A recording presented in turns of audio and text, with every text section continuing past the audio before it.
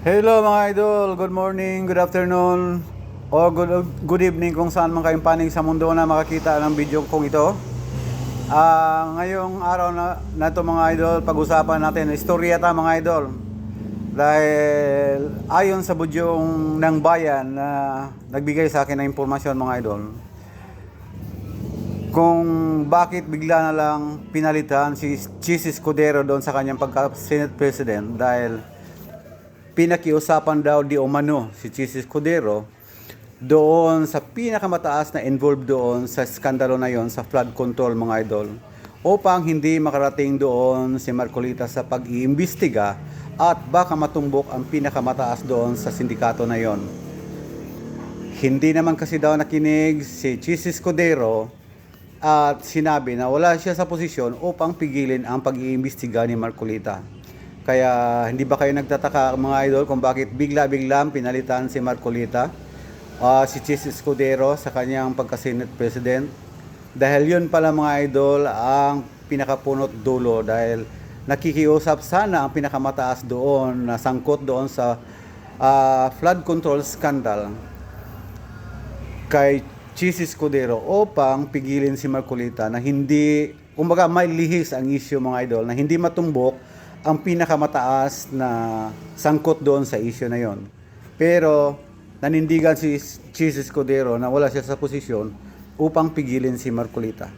Kaya bigla-bigla na lang mga idol, no? Ato kung ating siyang nasubaybayan ang kanilang drama doon sa Senado mga idol, bigla-bigla na lang na pinalitan si Chis Escudero bilang Senate President.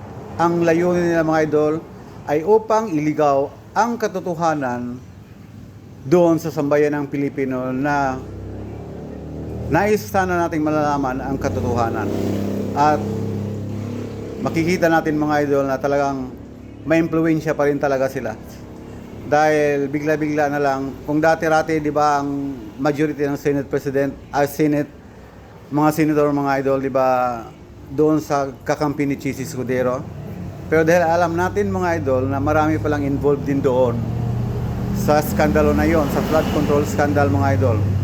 Hindi natin sukat akalain na si Villar pala, si Mark Villar kasama din pala doon, no?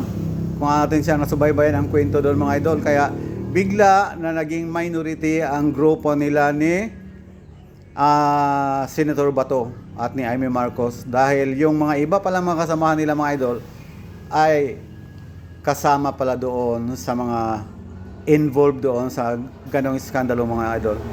Kaya sa kapangyarihan ng pinakamataas nila mga idol doon sa sindikato na yon, ay bumuo kaagad sila o kumilos kaagad sila upang si Chis Escudero ay mapalitan, upang mahadlangan ang katotohanan mga idol, at hindi natin malalaman kung sino talaga ang pinakamataas doon na involved sa flood control scandal mga idol. Pero kung tayo mga Pilipino, dahil hindi tayo bobo mga idol, marunong tayo mag-isip mula sa umpisa pa lamang mga idol, alam na natin kung sino ang nandoon at involved doon at ang pinakamataas doon sa lahat mga idol.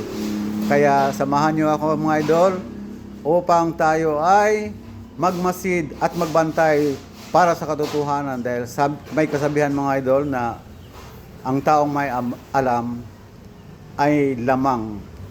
Kaya samahan nyo ako mga idol, at muli magandang hapon, magandang umaga o magandang gabi kung saan man kayo sa sulok ng mundo makakita ng video kong ito.